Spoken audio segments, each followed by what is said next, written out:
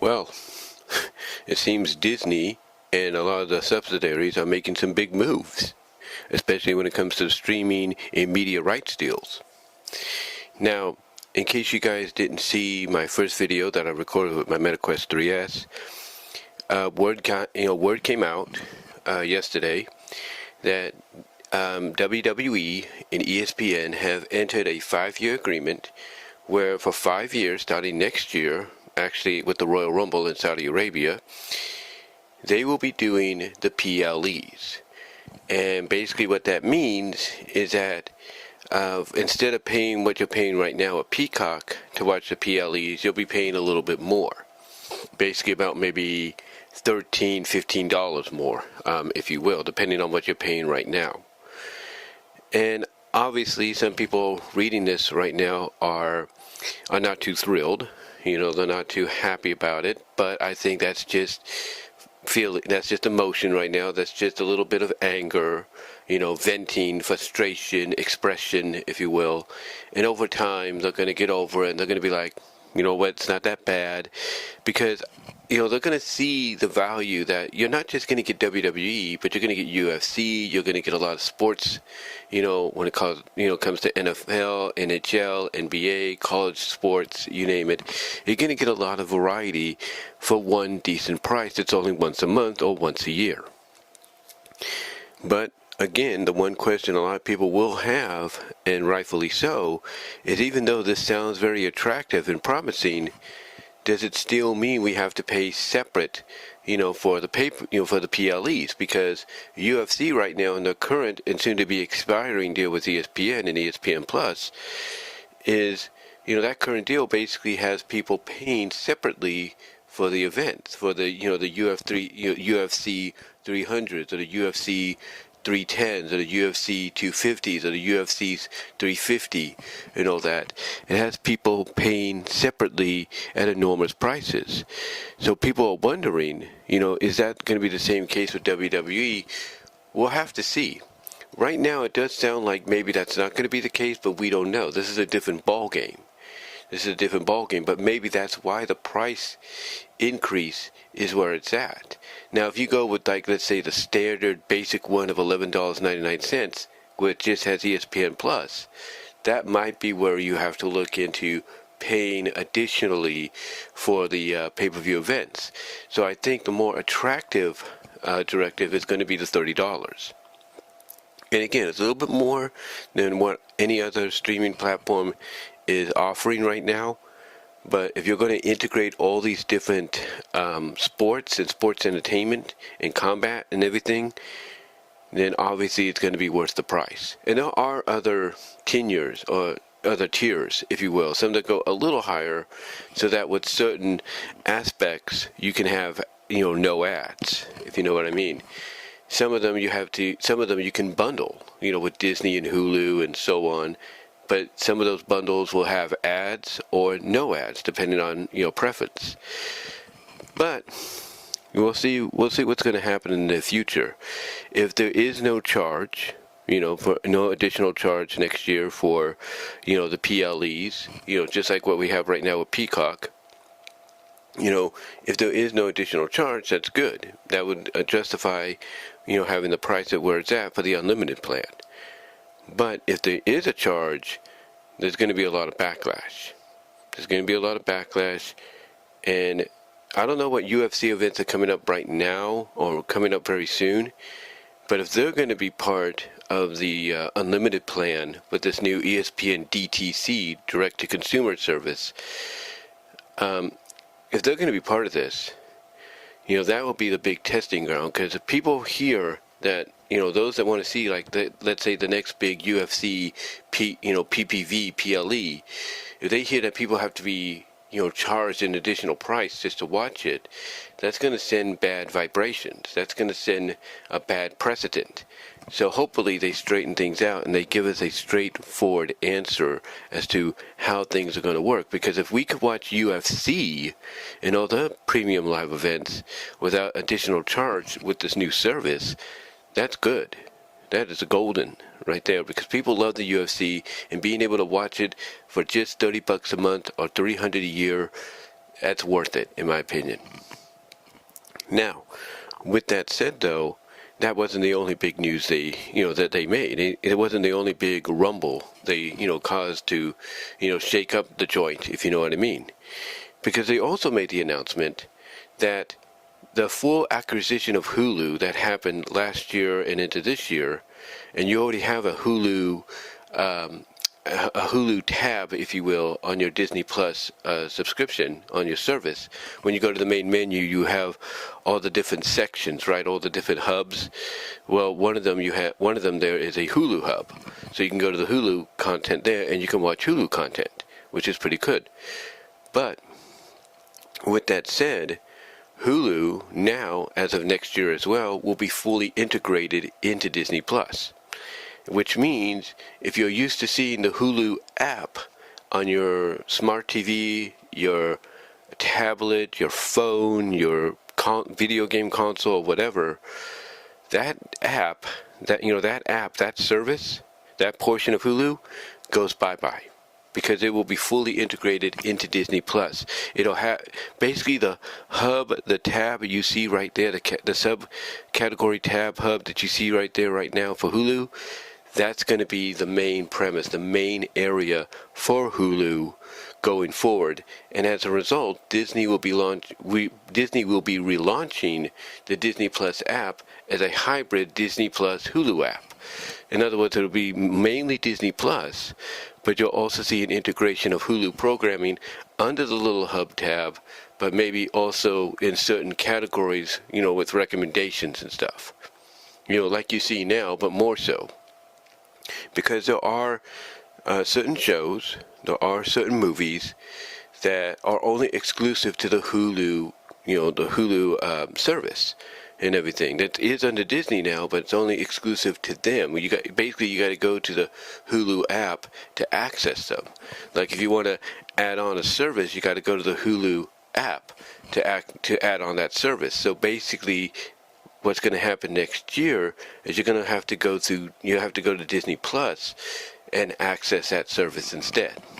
That's my that's my assumption, that when you go to the Hulu section on Disney Plus next year and you want to add on, let's say, Paramount Plus, you got to go to Disney Plus, go to the Hulu tab hub, if you will, and pretty much tap on that, go to Hulu, and essentially say, hey, I want to add on Paramount, and boom, you can have Paramount Plus on Hulu through Disney Plus. Well, at least that's what I'm getting. That's the sense I'm getting. But yeah, Hulu is going to be fully integrated into Disney Plus starting next year. And what that means, as I said, is that the OG Hulu app that you have on your video game consoles, your smart devices, your 4K Blu-ray smart devices, smart TVs, wherever, your tablets, your phones, that's going bye-bye. That's done. That's history. And that the only way you're going to be able to find Hulu is through Disney Plus. And what's interesting though is it'll still be part of a bundle. It'll still be part of the Disney Plus Hulu ESPN bundle. But according to the Variety on this, according to Variety, you'll still be able, if you choose to, you'll still be able to get a standalone Hulu subscription and a standalone Disney Plus subscription. What that means, basically, is that if you choose to, if you don't want to pay one price for both Disney and Hulu, if you choose to, you can still, be accustomed to having your Hulu subscription all to yourself. Basically have it separate from Disney, have it be like it used to, and so on and so forth. Like I said, if you choose to still keep it separate, you can have a separate Hulu account subscription and a Disney Plus account subscription, and you'd be fine. But that's if you choose to do it. The only difference, though, is you have to go to Disney Plus anyway to access Hulu. So, it's a win. It's kind of like you win here or you win here, depending on your decision. But we'll see. I'm trying to find the right word to say here. But we'll see exactly how they work this out going forward. we'll see how they work this out going forward next year. But yeah, Disney, like I said, they're making moves. They're making big moves with the subsidiary ESPN and the ESPN DTC service, direct-to-consumer service, and the integration of everything ESPN, and all that to where, now they're going to add in WWE PLEs next year and so on. But that's not the only thing that's happening. No. You see, ESPN's doing that, and that's going to launch on August 21st. That's in 2 weeks. So that's coming up really soon. But that's not the only thing they're doing. That's not the only thing they're doing. You see, along with, fully integrating Hulu as a part of Disney Plus, combined subscription or not, Disney/ESPN is also making some big moves when it comes to the NFL. That's right. Because the report is, and I'm going to bring this up, they have essentially agreed to a non-binding, I'm reading it right here, they have, this is from the NFL's website itself. It says ESPN acquiring NFL Network, other NFL media assets in exchange for 10%. Okay, let me reread that. It says ESPN, this is the headline they have on the NFL.com's website. It says ESPN acquiring NFL Network, other NFL media assets in exchange for 10% equity stake in ESPN. That's all right. Let me reread that highlight. It says, ESPN acquiring NFL Network, other NFL media as other. Okay, this is the headline. It's early, guys. I do apologize. It says ESPN acquiring NFL Network, other NFL media assets in exchange for 10% equity stake in ESPN. Now, what does that mean? Well, here's what it says. It says ESPN and the National Football League, NFL, today announced, that being yesterday, or yesterday.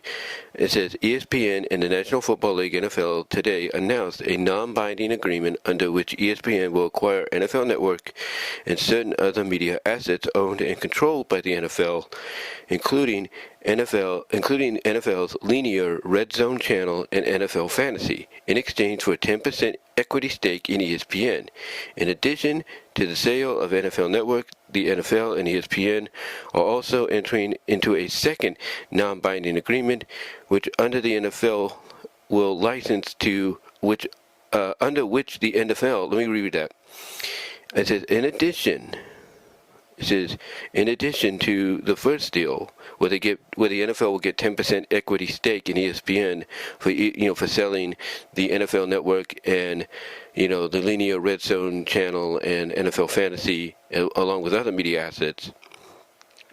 In addition to that, the NFL and ESPN are also entering into a second non-binding agreement under which the NFL will license to ESPN certain NFL content and other intellectual property to be used by NFL Network and other assets.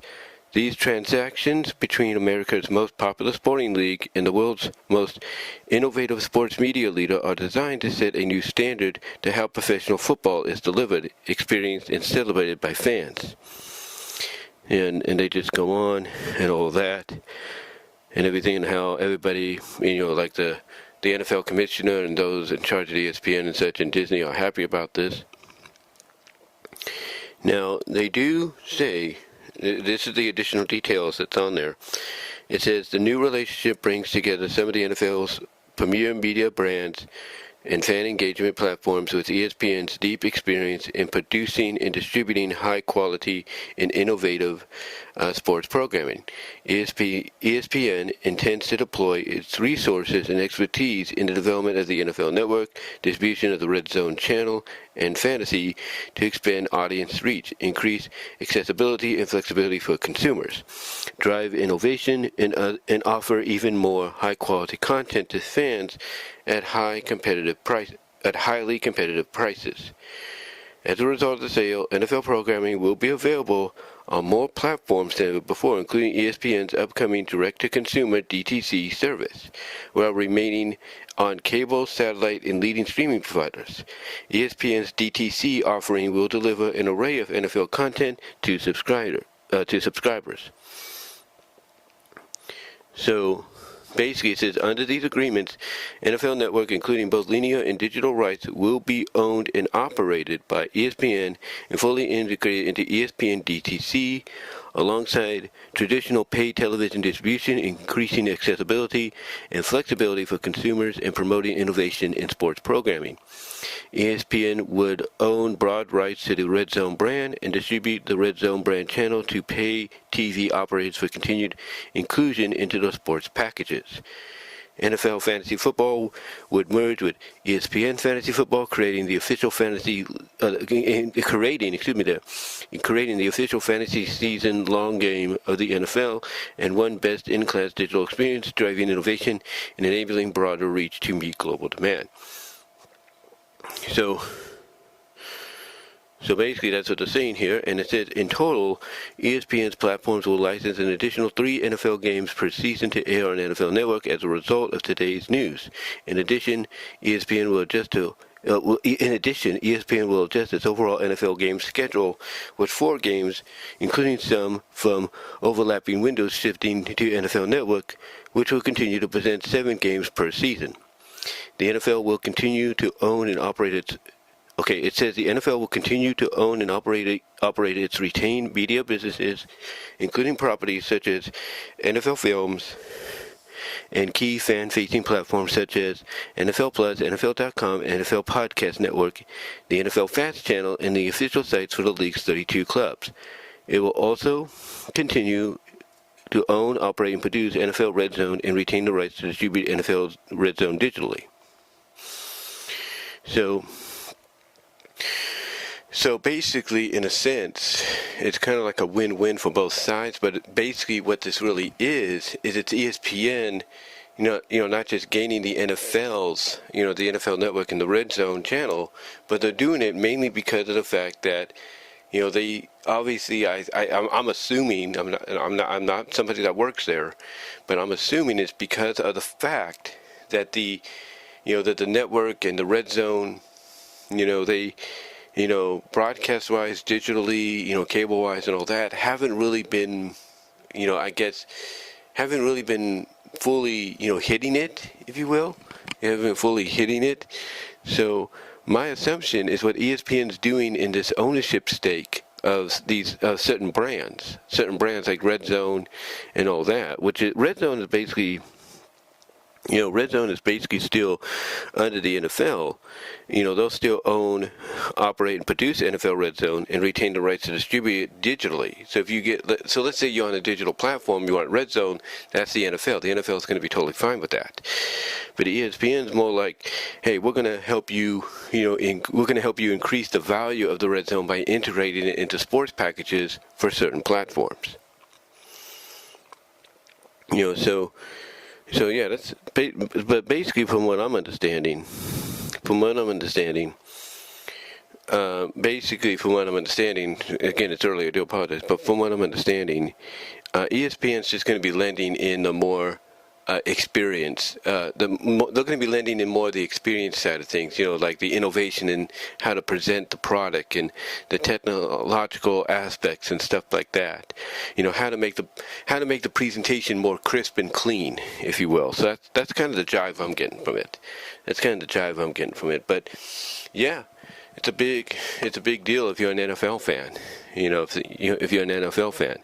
Again, the silver lining is the network and Red Zone, they're still going to be as their own. They're going to be their own thing, but they're going to be under the ESPN umbrella. Which basically means, being under the ESPN umbrella, things might be the presentation, like I said, it's going to be a little bit more crisper and cleaner, a little bit more different. You can already see that. You can already sense that. So, yeah, overall, ESPN, Disney, been making big moves over the past few days, over the past 24 hours. Past few months too. I mean, ever since May, this whole DTC streaming service, the direct-to-consumer streaming service, has been in the works, and now it's going to be officially launching on August 21st. It's going to be officially launching on August 21st. Now, are there going to be some kinks and all that in the armor? Yeah, there's going to be some kinks, some glitches, some bugs they're going to have to work out. But over time, I think things will be. I think it's gonna over time. When I really think about it, I think it's gonna be a streaming app for the better. I really do. Because we have the ESPN streaming app right now. We do. We do have the ESPN streaming app plus app, if you will. We do have that and everything, and I've been enjoying it at times. Anytime I can't watch a college bowl game, sometimes when it's bowl season, I take the ESPN site and I go right to the replay to see what the game looks like, or to see how the presentation of the game is, and try to catch maybe a quarter or two. But overall, I know people might have their differences about it, but I think it's going to be beneficial in the end.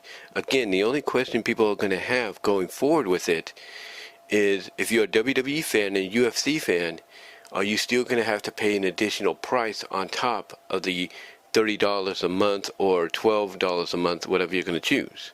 I think if you go to the $12 a month, the $11.99 route, yeah, you're going to probably have to pay additional price to get the PLEs. But if you go the $30 route, you're good to go. You're pretty much fine. But, because it says it's unlimited, so to me that says, hey, you do this, you're good. But we'll have to see. We'll have to see. My advice, folks, is if you're going to go with the unlimited plan, or even the select plan, but if you go with the unlimited, either one, my advice, always subscribe when you know you're going to get paid. That way, when you get paid, that money can automatically be taken out by ESPN Disney.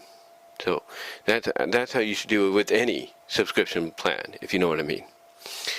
But again, we'll see what they got in store. We'll see how they handle this and all that going forward.